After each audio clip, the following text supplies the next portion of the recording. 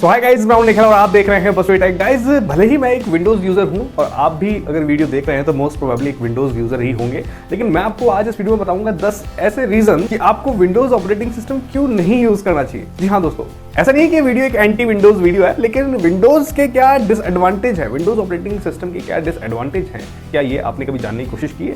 अगर नहीं की है तो इस वीडियो को देखिएगा और इन 10 रीजंस के बाद मुझे बताइएगा क्या मैं अपनी जगह सही हूँ, क्या आप भी ऐसा सोचते हैं, और अगर आपका अपना कोई पॉइंट हो तो वो वीडियो के एंड में कमेंट जरूर कीजिएगा। चलिए शुरू करते हैं, स्टार्ट करते हैं और मैं आपको बताना स्टार्ट करता हूँ। सबसे पहला, Windows is vulnerable to malware and hacker attacks. जी हाँ, कोरोना का नाम तो आपने सुना ही होगा। कोरोना जैसी बीमारी वहां सबसे ज्यादा है जहां पर भीड़ ज्यादा थी, और विंडोज के साथ भी कुछ केस ऐसा ही है। विंडोज यूजर इस वक्त पूरी दुनिया में सबसे ज्यादा है, इसलिए वायरस, मालवेयर और हैकर्स अटैक भी विंडोज पर ही ज्यादा होते हैं। तो जहां ज्यादा भीड़ होगी वहां वायरस भी ज्यादा होंगे। तो कह सकते हैं कि Windows is most unsecure OS right now. अगर आप विंडोज ओएस को सिक्योर रखना चाहते हैं तो आपको लगातार सिक्योरिटी सिस्टम्स को अपडेट करना होगा, एंटीवायरसेस यूज करने होंगे, जिससे कि आप अपना डेटा और प्राइवेसी को सिक्योर रख पाए। बात करते हैं दूसरे पॉइंट की।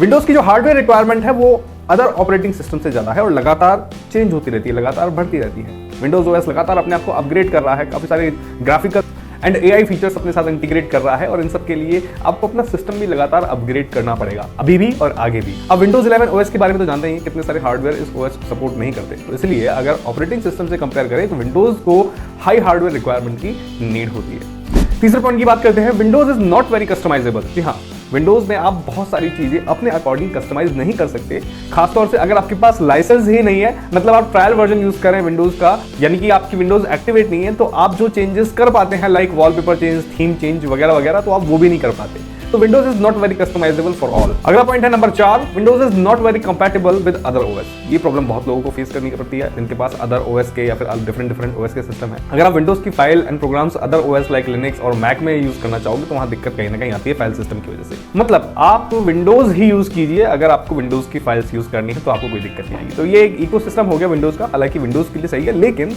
अगर फ्लेक्सिबिलिटी होती तो और भी ज्यादा बेटर होता, आप डिफरेंट ऑपरेटिंग सिस्टम यूज कर पाते। नंबर 5 की बात करेंगे, 5वें नंबर के डीमेरिट की, Windows is not very stable और रिलायबल। अगर मैं बात करूं विंडोज यूजर की तो 10 में से 2-3 यूजर को कोई ना कोई एरर आता ही रहता है विंडोज यूज करने में। कभी किसी की विंडोज क्रैश हो गई, तो कभी किसी का सिस्टम फ्रीज हो गया, तो कभी चालू होते ही कंप्यूटर बंद हो रहा है, या फिर कभी किसी के सिस्टम में ब्लू स्क्रीन ऑफ डेथ आ रही है, जिसकी वजह से कई बार तो पूरा का पूरा सिस्टम ही करप्ट हो जाता है। तो इस तरीके की इनस्टेबिलिटी विंडोज में काफी ज्यादा देखी जाती है। अगर हार्डवेयर से कुछ भी इनकम्पैटिबल है तो विंडोज तुरंत इस तरीके के एरर देना शुरू कर देती है। तो काफी सारे लोग इस चीज को एक्सपीरियंस करते हैं कि हाँ, कहीं ना कहीं इस तरीके की इनस्टेबिलिटी या फिर इनकम्पैटिबिलिटी विंडोज में देखने को मिलती है। अगला बात करते हैं नंबर 6 की, Windows is not very user friendly to all और इंट्यूटिव। हालांकि विंडोज को सबसे ज्यादा यूजर फ्रेंडली कहा जाता है, जो कि है भी, लेकिन जब तक चल रहा है तब तक चल रहा है। लेकिन जब विंडोज ओएस दिक्कत देती है तो command prompt trouble shooting, registry trouble shooting और सिस्टम फाइल्स कई बार यूजर को फ्रस्ट्रेट कर देती है कि यार अब ये क्या करना पड़ रहा है, विंडोज ओएस तो चल नहीं रहा, अब इसको चलाएं कैसे, ये करो वो करो, ट्रबल शूटिंग करो। और अगर कोई यूजर ज्यादा दिमाग ना लगाना चाहे तो वो सीधा सॉल्यूशन निकालते हैं, चलो फॉर्मेट ही करो। जो विंडोज यूजर हैं और जो बहुत ज्यादा नॉलेज नहीं रखते हैं, कमांड प्रॉम्प्ट वगैरह, रजिस्ट्री नॉलेज वगैरह ज्यादा नहीं रखते हैं, वो कई बार इस तरीके की दिक्कत फेस करते हैं। तो इसलिए कई बार इसको यूजर फ्रेंडली हम नहीं भी करते। बात करते हैं अगले पॉइंट की, नंबर 7, विंडोज ओएस वैसे तो ग्राफिकली काफी ज्यादा अट्रैक्टिव है, लेकिन एक पॉइंट पर लगातार अगर कोई अपडेट या फिर कोई फीचर विंडोज की तरफ से नहीं आ रहा है तो ये आपको बोरिंग भी लगने लगता है।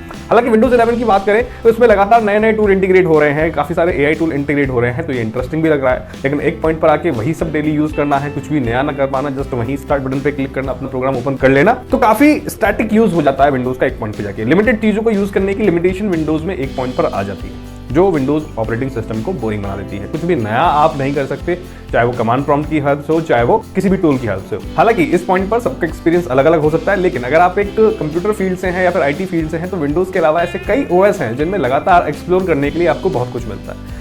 ये अच्छे से आप फील कर पाएंगे जब आप अदर ओएस भी यूज कर पाएंगे, खासतौर से विंडोज यूजर। नंबर 8 की बात करते हैं, Windows is not very secure और private. Of course Windows is not very secure OS. Microsoft के साथ आपको अपनी location, browsing history, data usage और भी बहुत कुछ डेटा शेयर करना होता है अगर आप माइक्रोसॉफ्ट का ओएस यूज करें। इनफैक्ट काफी सारी विंडोज एप्स तो आपको ट्रैक भी कर सकती है, मॉनिटर भी कर सकती है। इट डिपेंड्स कि आप किस सोर्स से क्या यूज कर रहे हैं। बात करते हैं अगले पॉइंट की, number 9, Windows is not very fast और एफिशिएंट। अब इसमें तो मैं क्या ही बताऊं, विंडोज 10 की सिस्टम रिक्वायरमेंट 4 GB रैम, लेकिन 10 में से 8 यूजर जिनके पास 4 GB रैम है और विंडोज 10 ऑपरेटिंग सिस्टम यूज कर रहे हैं हमेशा स्पीड स्लो के बारे में ही बात करेंगे।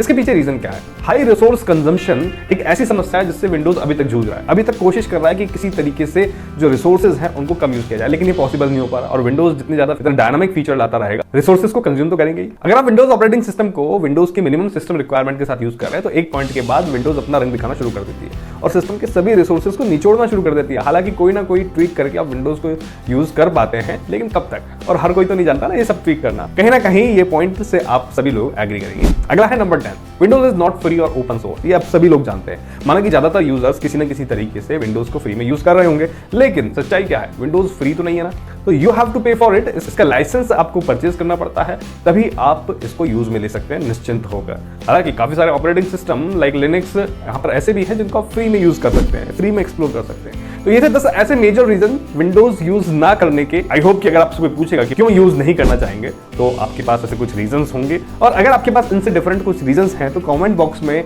11वें पॉइंट से शुरू जरूर कीजिएगा, जिससे कि मुझे भी पता चले कि हाँ ठीक है, ये भी एक वैलिड रीजन है। हालांकि मैं आपको ये सजेस्ट नहीं कर रहा हूं कि आप विंडोज यूज ना करें, लेकिन एक होता है ना कि किसी चीज के डिसएडवांटेज भी देखने चाहिए, नेगेटिव साइड भी देखनी चाहिए। आशा करता हूं कि वीडियो आपको पसंद आएगा। वीडियो को लाइक करें, शेयर करें। मैं मिलता हूं आपसे नेक्स्ट वीडियो में नई इन्फॉर्मेशन के साथ। तब तक के लिए देखते रहें ऐसे इंटरेस्टिंग वीडियो हमारे साथ। धन्यवाद। जय हिंद।